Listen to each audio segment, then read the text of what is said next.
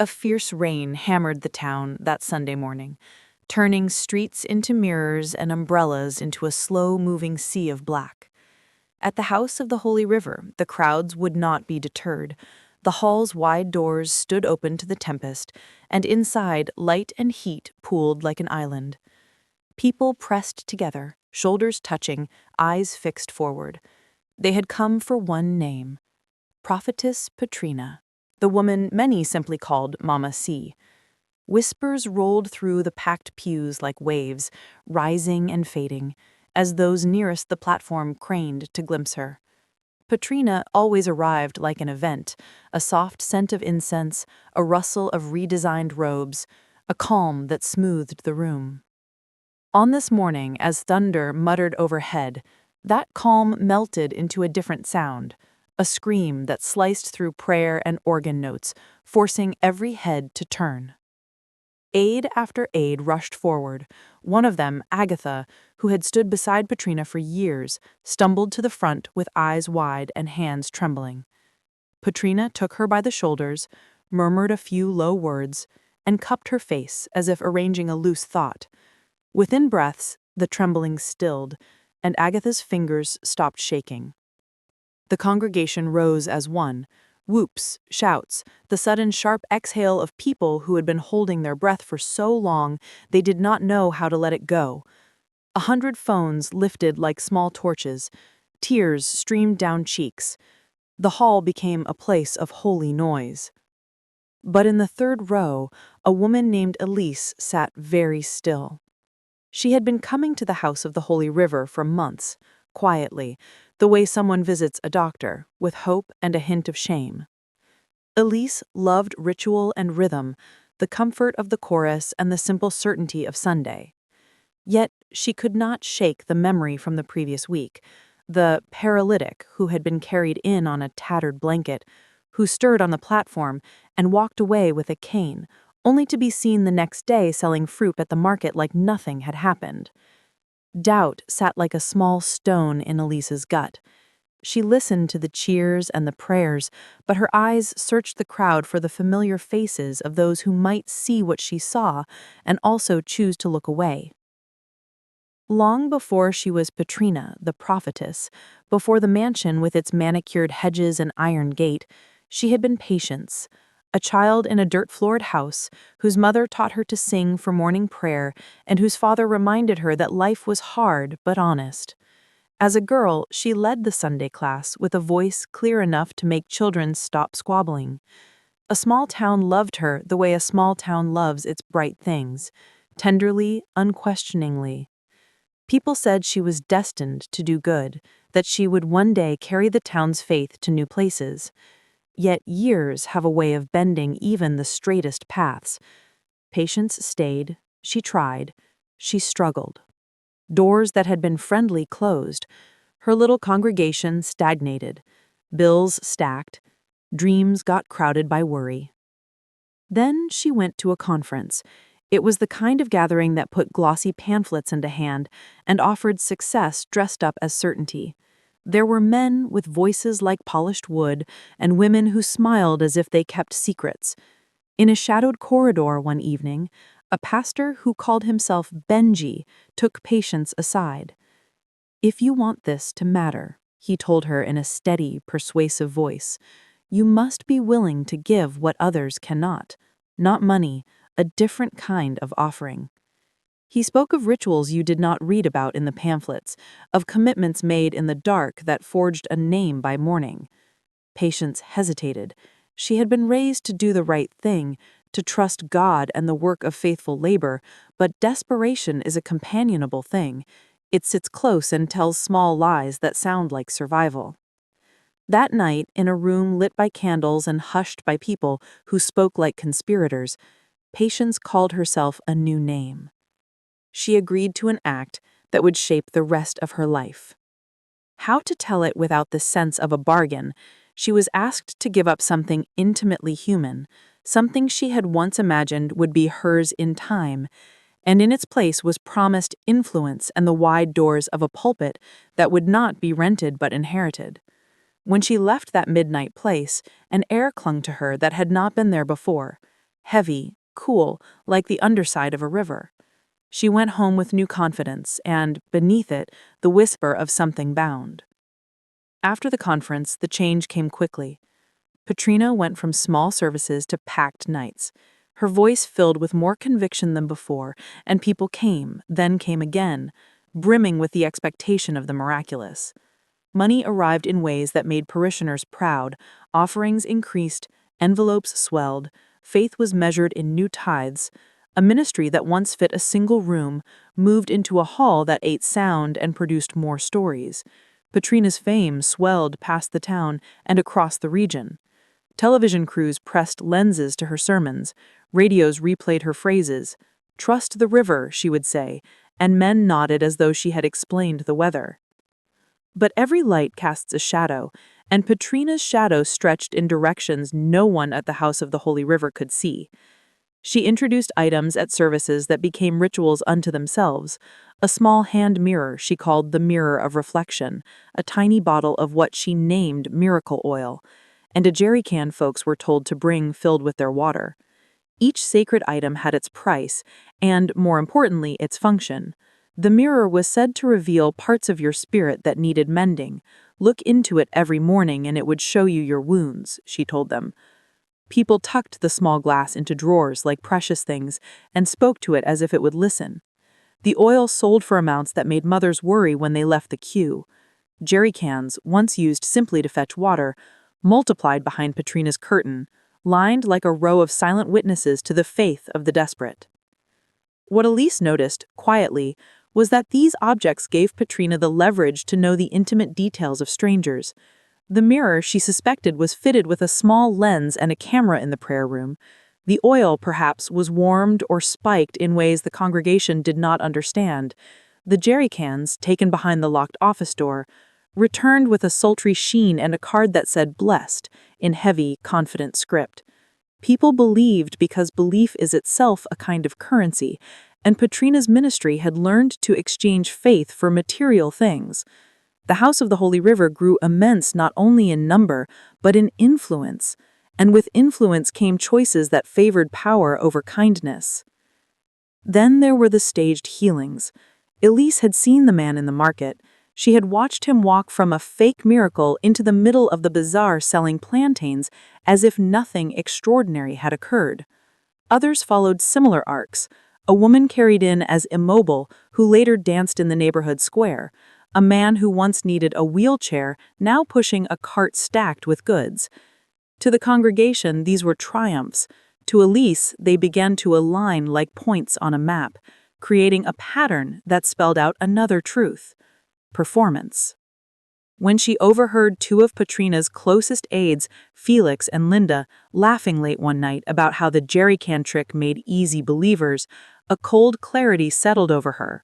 They joked that sugar and a pinch of salt changed the taste just enough to persuade someone that water had been sanctified. It was a small confession, spoken as if it were nothing, and Elyse felt the air go thin. The manipulations went deeper. Patrina was a student of human fear.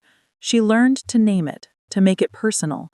She had a way of scanning a room and making a private revelation feel public. One afternoon, she called a young man named Oban to the front.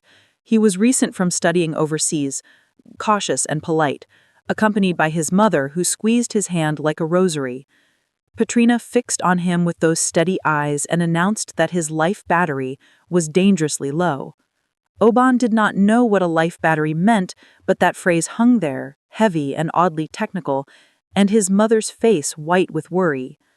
Patrina leaned closer and said there was a cure, a sacrifice, or its monetary equivalent, to be given immediately. The checkbook was opened, promises were made. Oban left lighter by heart and poorer in coin, believing his future had been bought back from the dark. Patrina did not buy sacrificial cows or make offerings in the way she told others she would. The checks, the sealed envelopes, the livestock promised in the name of spiritual renewal found their way into a private account and into the scaffolding of a mansion rising beyond town. It was a house that smelled of new wood and lacquer, that had gates and a garden tended by 3 gardeners who arrived before sunrise. It was a place whose opulence fed itself from the hunger of the faithful. Patrina would stand in her pulpit and tell stories of blessings and deliverance, while a crew hammered and painted at the hilltop property, converting a parishioner's sacrifice into gilt chairs. As wealth grew, so did the cost. Patrina's methods began to fracture marriages. She knew how to draw men in with visions that whispered trouble at home and remedies that required private counsel in her home. She cultivated the company of powerful men who arrived at the house of the Holy River with wallets full and doubts creeping at the edges of their lives. She would raise doubts about their wives in the name of spiritual warfare, a phrase that sounded pious when said from a stage, dangerous when whispered in a private room. Husbands were invited for one-on-one prayer and given counsel that slid from spiritual to personal. Some found comfort, some found temptation. Some found themselves entwined in affairs that began under the guise of deliverance and matured in secret.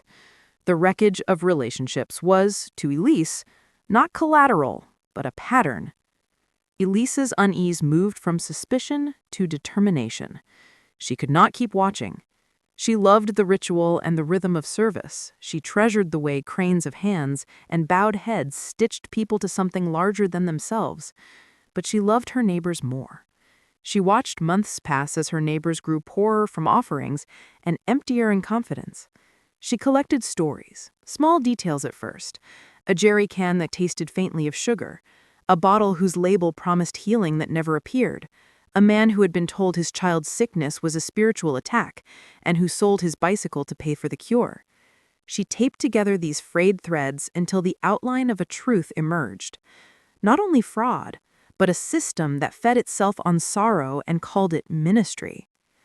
One night, when the rains had stopped and the river ran high and reflective like a black mirror, Elyse made a decision she could not undo.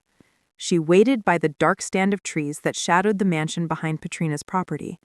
She sat in the cold, planted among reeds and whispering grasses, her phone clenched in her hand.